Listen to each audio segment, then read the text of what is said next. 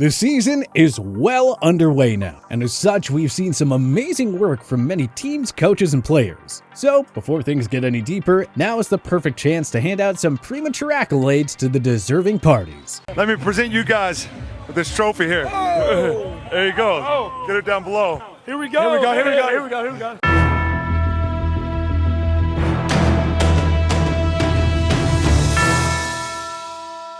A lot can change between now and the end of the 2021 NFL regular season. The MVP, Offensive Player of the Year, and Coach of the Year races should go down to the wire. But if the season were to end at the midway point, who would take home all the individual awards? Without further ado, TPS presents its picks for the 2021 NFL Mid SeasonA Awards. MVP, Derrick Henry. Henry won't win the MVP award because of a Jones fracture in his foot that could sideline him for the rest of the year. But this is the mid-season award ceremony, and Henry was by far the most valuable player to his own team through the first half of the season. Before his unfortunate injury in Week 8 against the Indianapolis Colts, Henry was on his way to a third straight rushing title. Nobody was going to catch him. He was going to push for his second consecutive 2,000-yard season and threatened for 20 touchdowns. He had a league-leading 10 touchdowns and 937 yards through 8 games, which were 288 yards and 2 touchdowns more than the next closest running back in each category. This man was carrying the team while A.J. Brown and Julio Jones were in and out of the lineup with injuries of their own. The Titans' defense has been mediocre, as expected in 2021. But with wins over the Kansas City Chiefs and Buffalo Bills, Tennessee asserted themselves as a true heavyweight in the AFC. Henry won't win it this year, but he's still our choice for the mid-season MVP, and deservedly so. Offensive Player of the Year, Cooper Kupp.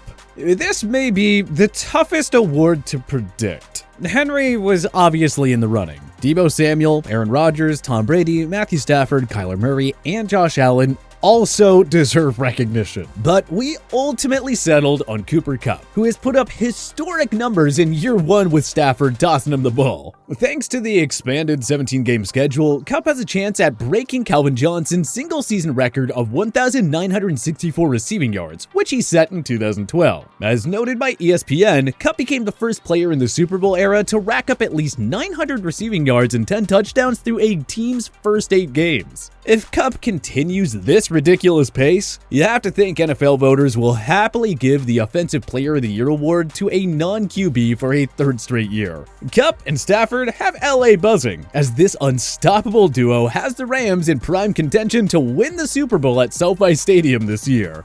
Defensive Player of the Year, Myles Garrett. This was a tough call between the Cleveland Browns pass rushing phenom and Dallas Cowboys sophomore corner Trayvon Diggs, who racked up 7 interceptions in the team's first 6 games. That said, Diggs has been prone to giving up some big plays, and Garrett has just been a tad more dominant. And this award admittedly favors pass rushers and linebackers over defensive backs. The Browns have been hampered by injuries to key players, but Garrett's efforts have prevented this team from falling apart entirely. And through the first 8 weeks of the season, his 10.5 sacks were the most in the NFL, 2 clear of TJ Watt's 8.5. Garrett is currently having his best season yet. Regardless of how the Browns performed in the first half, no single defensive player around the league was better than him. Although I'm sure Cowboys fans will have something to say about that. Offensive Rookie of the Year, Ja'Marr Chase. We have to give a hat tip to New England Patriots quarterback Mac Jones, the lone QB taken in round 1 who has actually performed at a high level. But no offensive rookie has had a greater impact than Ja'Marr Chase. The Cincinnati Bengals were criticized for using the 5th overall pick on Chase, who was Joe Burrow's former teammate at LSU. Many thought they should have taken prized offensive tackle Penei Sewell instead. Well, it didn't take long for Chase to silence the doubters. Chase has emerged as Burrow's go-to weapon over Tyler Boyd and T. Higgins. Through 7 games, he had 754 receiving yards, the most ever for a rookie receiver in that many contests. Mac Jones has been good in New England, but Chase is already a superstar in Cincy. Without him, the Bengals probably wouldn't be in the running for the AFC North. Things are finally looking up for this franchise, and a lot of that has to do with the Burrow-Chase connection. Defensive Rookie of the Year, Micah Parsons. Honestly, the choice for mid-season Defensive Rookie of the Year wasn't much of a debate for us. Instead, we're just wondering how the Penn State linebacker fell to Dallas with the number 12 pick. Parsons has come completely as advertised for Jerry Jones and company. He has transformed this defense into one of the NFL's best, helping the Cowboys leapfrog into the class of the NFL's elite following a miserable 2020 season. Parsons is doing everything the Cowboys lacked last year, consistently rushing the passer, making his open field tackles, and performing well in coverage, a quality that few linebackers excel in. Don't just look at the stat sheet. Parsons has been a massive difference maker on this defense that was historically bad just one season ago. While everyone is giving mad credit to Dak Prescott in the offense, be sure to pay attention to Parsons and the impact he brings on the defensive side of the ball for Big D.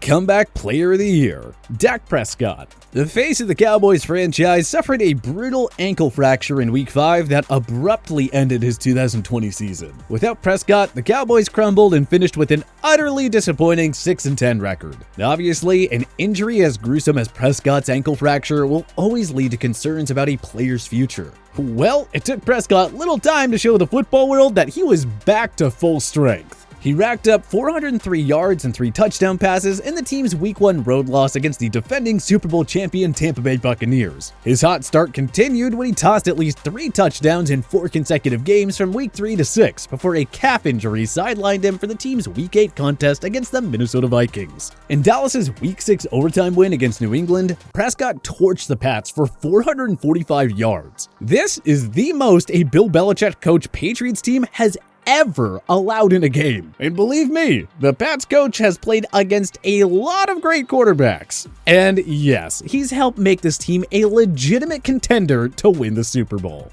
Coach of the Year, Zach Taylor. The field is pretty open for this award. Sean Payton and Brandon Staley ought to be considered hot candidates, and don't rule out the likes of Mike McCarthy, John Harbaugh, or Cliff Kingsbury either. But through the first 8 weeks, no NFL team surpassed preseason expectations more than the Bengals. Widely projected to be the worst team in the gauntlet that is the AFC North, Zach Taylor's squad is actually a contender for the division title, and they're very much in the running for a wildcard spot. Taylor, in his 3rd year as Bengals head coach, has pushed all the right buttons in 2021. Burrow and Chase have been unstoppable. The O-line is holding up much better than anyone could have expected, and Lou Anarumo's defense has experienced a complete turnaround. The Coach of the Year award usually goes to the guy whose team exceeded expectations the most, and right now, that's the Bengals. So our vote goes to Zach. Biggest surprise, Las Vegas Raiders.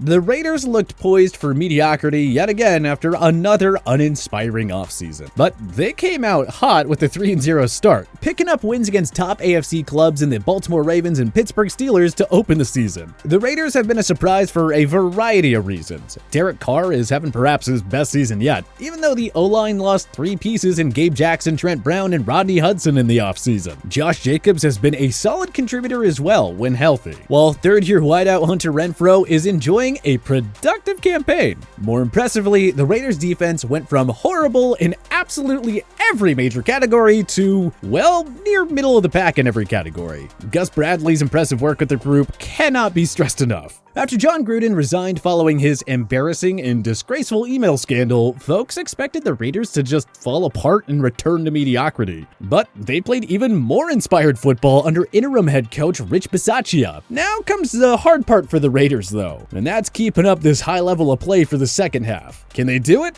Stay tuned to find out. Best trick play, the Buffalo Special. Nick Foles and Trey Burton teamed up to form the iconic Philly Special in the Philadelphia Eagles Super Bowl 51 win over the New England Patriots. That play has been mimicked by several teams since, and that includes the 2021 Buffalo Bills. Late in the 3rd quarter of the Bills' Week 6 Monday Nighter against the Tennessee Titans, the visitors attempted a 2-point conversion. The play called for Josh Allen to hand the ball to Isaiah McKenzie, who flipped it to tight end Dawson Knox, who then found a wide-open Allen for 2. This play was especially cool because Knox threw that pass with a broken hand. He suffered the injury during the game. Huge shout out to Dawson. You know, I don't know what's wrong with his hand, but I know it's not great. It's his throwing hand. And I was trying to call the play off. I was shaking my hands at Dave's like, don't call it. We can't do it. And he looked at me and said, I got it.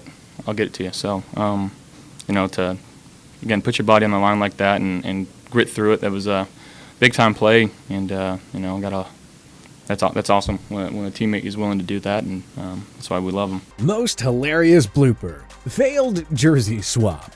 Bucks nose tackle Vita Vea and Eagles offensive tackle Jordan Mailata swapped jerseys following their Week 6 Thursday Night Football game in Philly. And who'd ever expect a jersey swapping segment to be featured as a blooper? The Fox broadcast caught Vea struggling to get his jersey off in the background while Aaron Andrews was interviewing Tampa running back Leonard Fournette. And, well, the 6'4", 347-pounder needed some extra help during this whole fiasco. Best play. Jamal Agnew's 109-yard return touchdown. Year 1 of the Trevor Lawrence-Urban Meyer era has left a lot to be desired in Duval County. But the sad Jacksonville fans were able to at least celebrate a historic highlight reel moment back in Week 3. The Arizona Cardinals brought out kicker Matt Prater for a 68-yard attempt before halftime. If it was good, it would have been the longest field goal in NFL history. Instead, it was short and Jamal Agnew made some history of his own. That 109-yard kick return touchdown tied Antonio Cromartie and Cordarrelle Patterson for the longest play in league history. An easy choice for the best play of the season. Worst play. Dolphins botched snap. The one-win Miami Dolphins, one of the NFL's biggest disappointments in 2021, were putting up a fight against the powerhouse Bills on the road in Week 8. The game was tied 3-3 in the waning seconds of the first half, and Miami was on the verge of taking the lead before the break. They faced a third-and-goal situation from the Buffalo 5. Miami was practically guaranteed to come away with some points, barring some sort of, embarrassing gaffe. Right on cue. That silly error cost Miami some easy points, and it marked a giant turning point in the game. Buffalo racked up 23 points in the second half, while the Dolphins could only muster 8 in a 26-11 loss that dropped them to 1-7 on the year. It's plays like this that just go to show you when it's not your year, it's not your year. Needless to say, 2021 cannot end soon enough for the Fins.